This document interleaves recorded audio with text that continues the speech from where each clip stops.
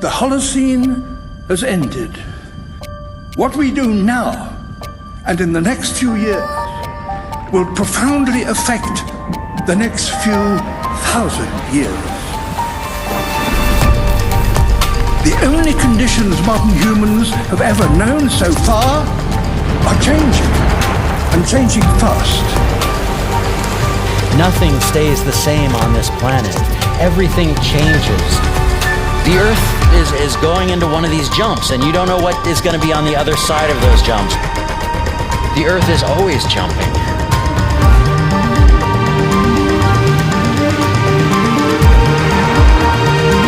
Things move on this planet. Things are not still. Everything is turning.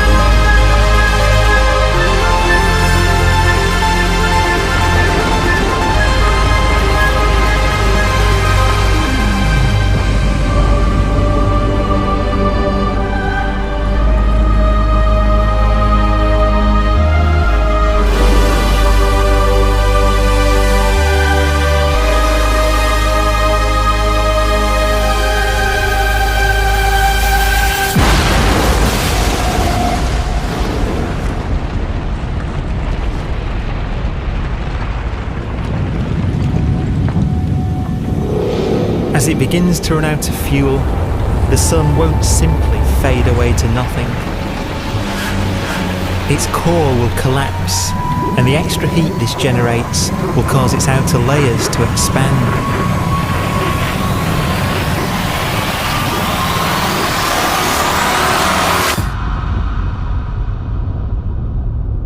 The sun is now dead.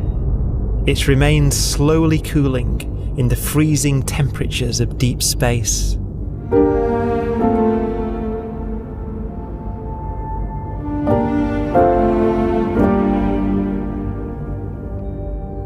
The fate of the sun is the same as for all stars. One day, they must all eventually die, and the cosmos will be plunged into eternal night. All stars eventually will run out of fuel. The temperature of the universe drops. The stars, one by one, in the night sky, will turn off. And there'll be no more new stars created. And so that the universe will end not with a bang, but with a whimper. And not in fire, but in ice.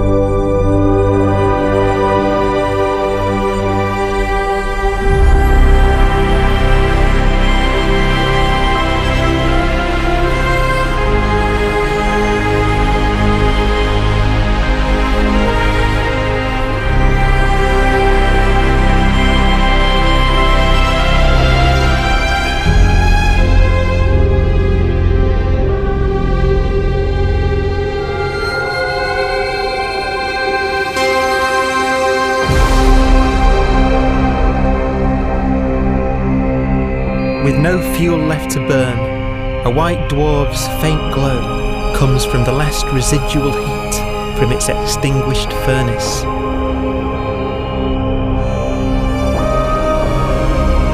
Looking at it from where the Earth is now, it would only generate the same amount of light as the full moon on a clear night.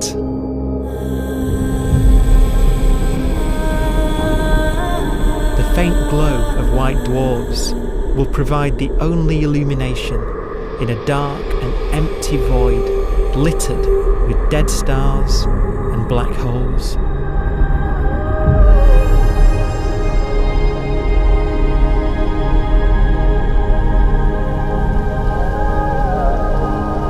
ways, it's kind of a ghost universe. It's the corpses, the zombie stars, that will take us into the future.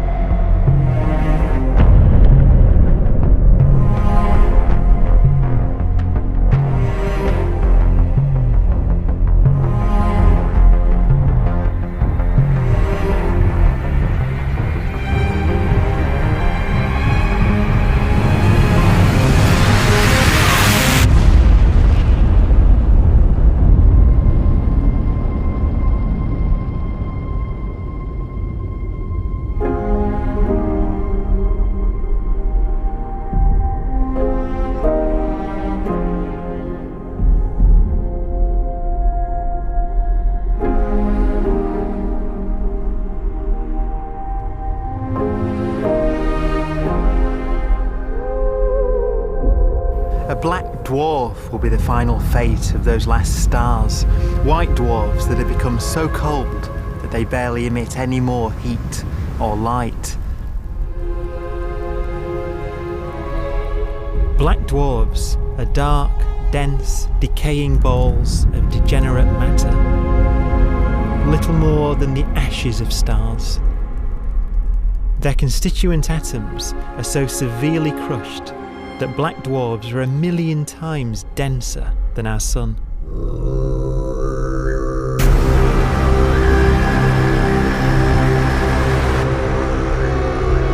Stars take so long to reach this point, we believe there are currently no black dwarfs in the universe.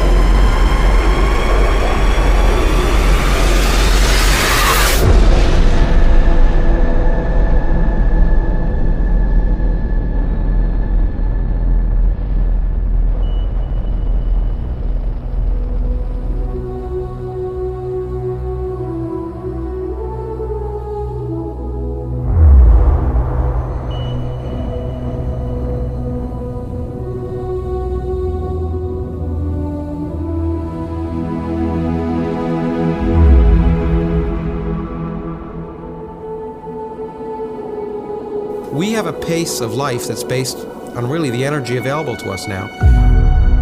You could imagine living conscious systems which have a very different pace and therefore can extend out at least a lot farther than you'd imagine otherwise. You could have a living system where if it had a thought every 10 trillion years, that would seem normal. Even if our life dies out, one could imagine at some time arbitrarily far in the future, a fluctuation occurs which allows intelligent life to exist again for a little while. So you might have islands in time of intelligence.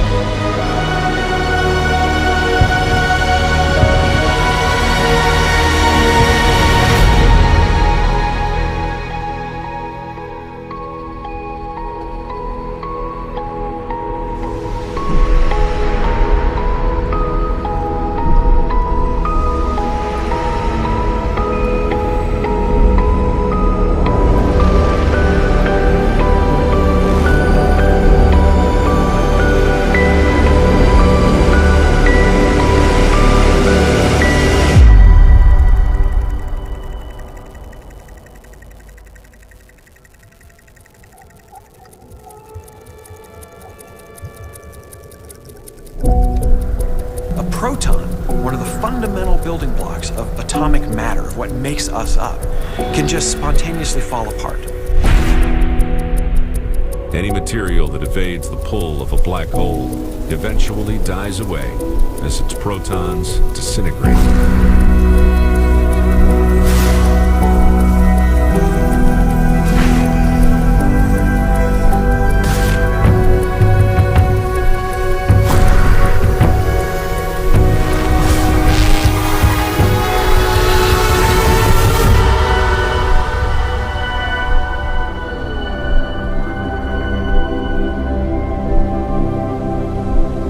The matter inside black dwarfs, the last matter in the universe, will eventually evaporate away and be carried off into the void as radiation, leaving absolutely nothing behind.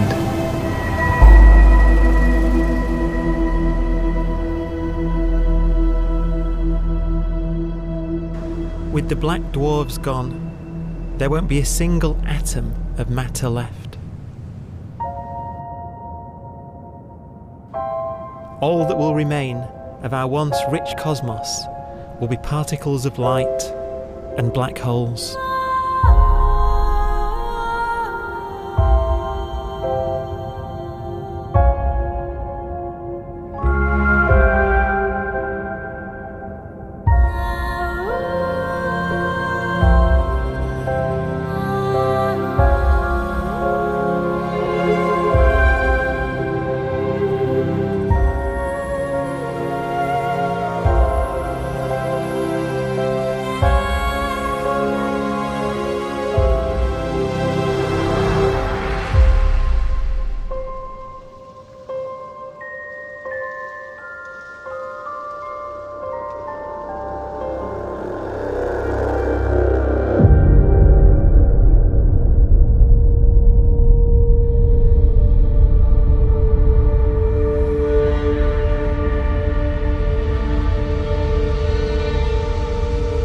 The arrow of time creates a bright window in the universe's adolescence, during which life is possible. But it's a window that doesn't stay open for long. As a fraction of the lifespan of the universe, as measured from its beginning to the evaporation of the last black hole, life, as we know it, is only possible for 1,000th of a billion billionth billion billion billionth billion billion billionth of a percent.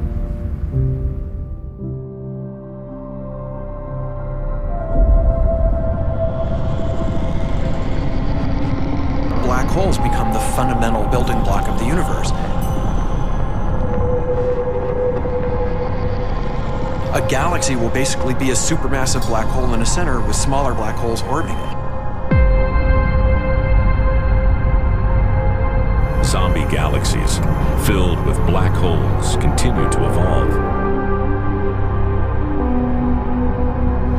They'll eat each other and they'll get bigger, and maybe they'll fall into the supermassive black hole and it'll get bigger. The universe will still be an exciting, dynamic place. It's just that the timescales you're talking about are now trillions of years instead of thousands or millions of years.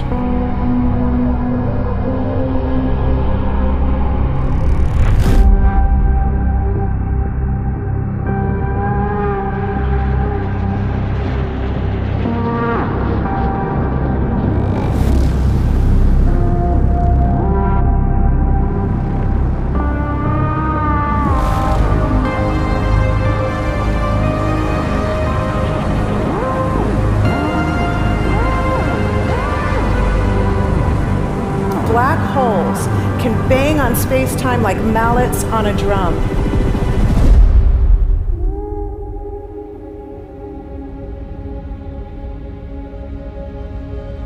And they have a very characteristic song.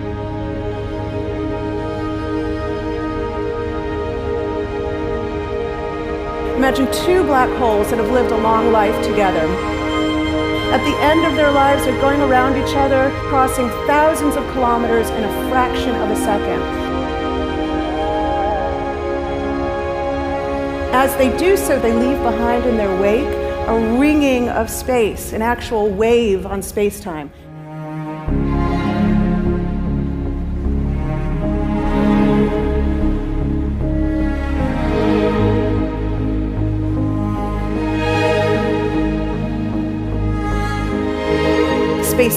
squeezes and stretches as it emanates out from these black holes banging on the universe.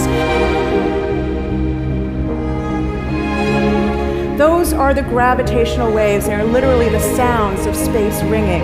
And they will travel out from these black holes at the speed of light as they ring down and coalesce to one spinning, quiet black hole.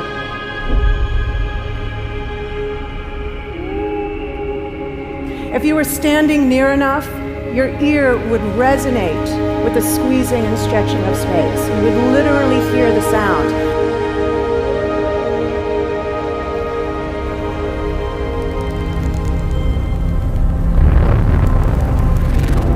Imagine a lighter black hole falling into a very heavy black hole. The sound you're hearing is a light black hole banging on space each time it gets close.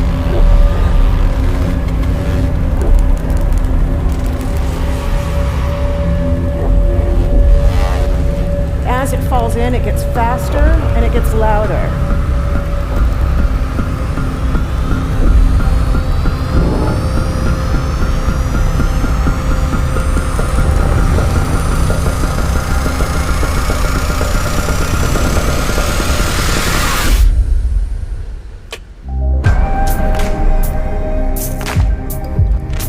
Scientists used to think black holes were immortal, but even these will one day die. Now we're talking about timescales of unimaginable length, quadrillions of years into the future. On that timescale, even the black holes begin to evaporate.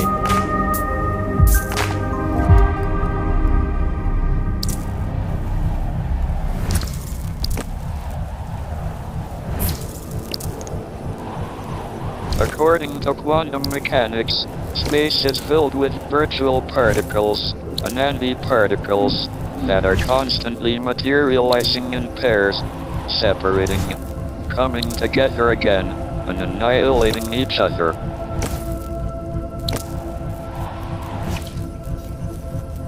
In the presence of a black hole, one member of a pair of virtual particles may fall into the hole, leaving the other member without a partner with which to annihilate. The forsaken particle appears to be radiation emitted by the black hole. And so, black holes are not eternal. They evaporate away at an increasing rate until they vanish in a gigantic explosion.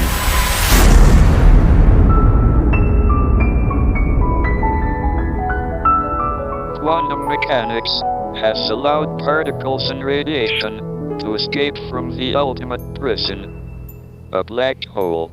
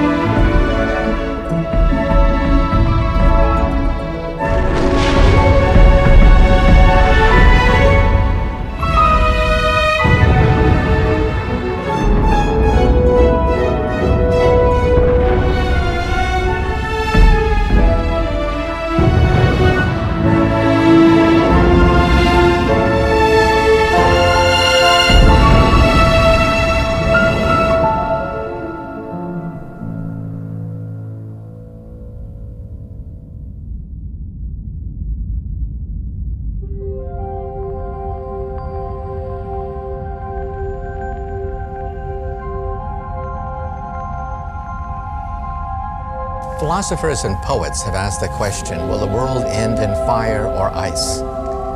We can now give an answer. The latest evidence shows that the universe is not slowing down, but it's speeding up out of control.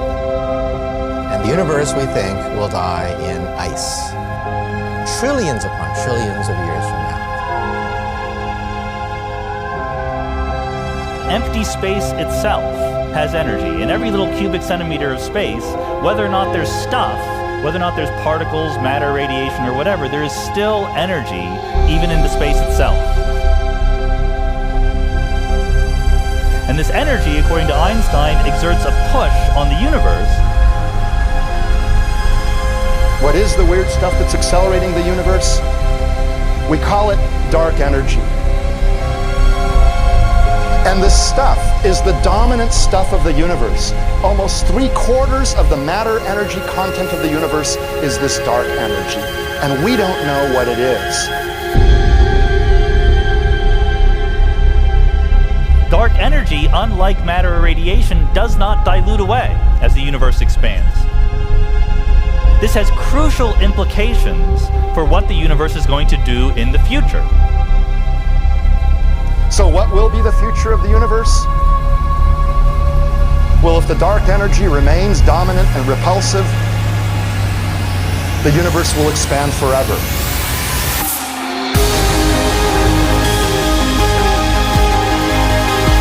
Faster and faster and faster with time.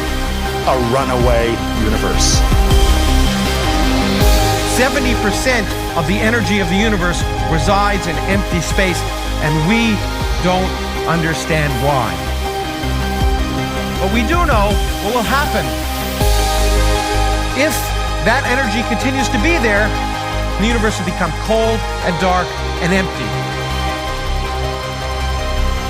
That's the future as it might be. We don't know because we don't yet understand the nature of dark energy. Until we do, we won't know the future. We won't even understand our own origins, and that's why we want to know and study this subject.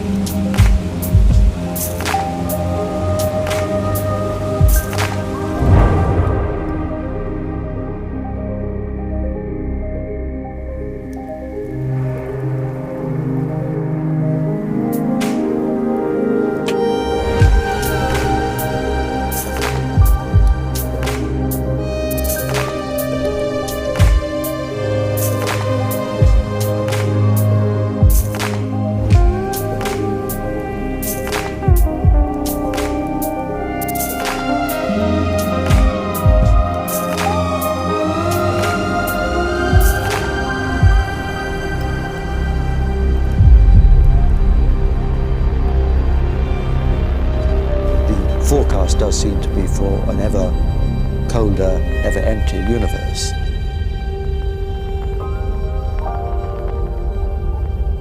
But then, of course, we have to ask, could that end lead to a new beginning? And there are ideas whereby what actually is the end of our universe could in some sense be linked to the beginning of a new one.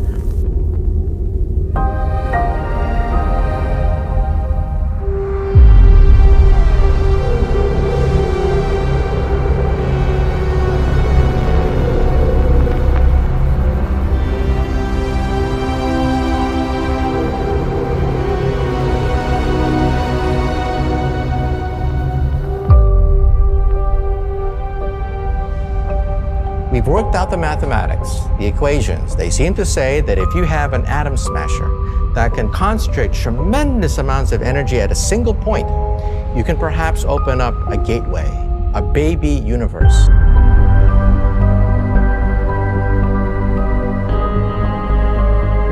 Facing the death of everything there is, this perhaps is their only possibility of escape.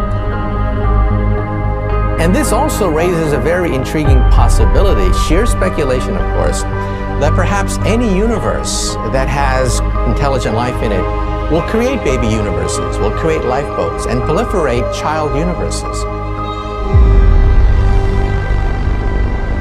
So an evolution may take among universes in the multiverse. Survival of the fittest may take place. So those universes which do not have intelligent life are infertile. They have no children. But those universes that have mild temperatures, stars like us, would create civilizations that could open up child universes, and they would then proliferate.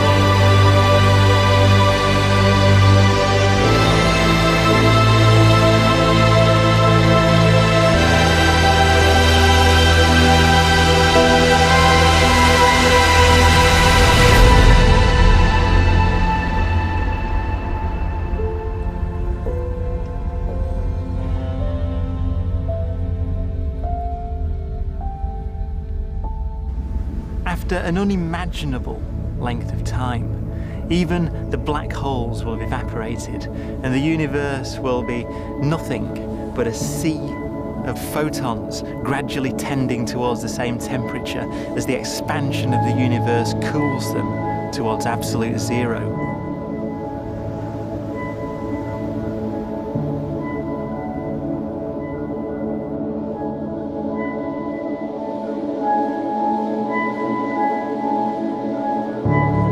Once the very last remnants of the very last stars have finally decayed away to nothing, and everything reaches the same temperature, the story of the universe finally comes to an end.